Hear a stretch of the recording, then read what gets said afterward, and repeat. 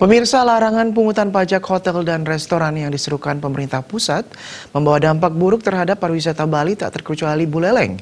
Kini Buleleng terancam rasionalisasi anggaran tahun ini.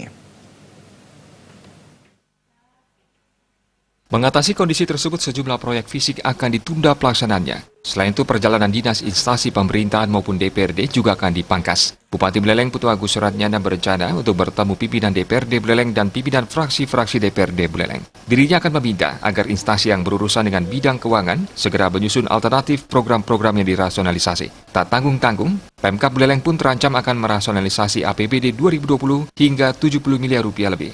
Bupati Pas menambahkan penurunan potensi pendapatan dari sektor PHR mencapai 78 miliar. Jumlah tersebut terakumulasi dari PHR Buleleng dan PHR Badung. Badung ke Pemerintah Provinsi ke pusat, kita menunggu surat pemerintahan resminya. Kalau resmi tidak ada suratnya, kita segera akan melakukan rasionalisasi.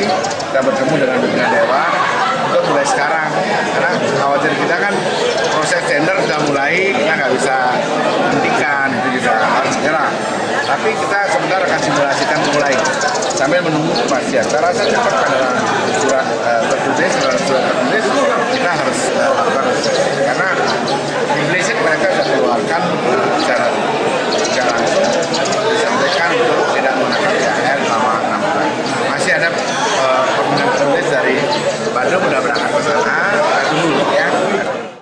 Kondisi ini tidak hanya terjadi di wilayah Buleleng. Hampir seluruh kabupaten di Bali juga mengalami hal serupa. Komang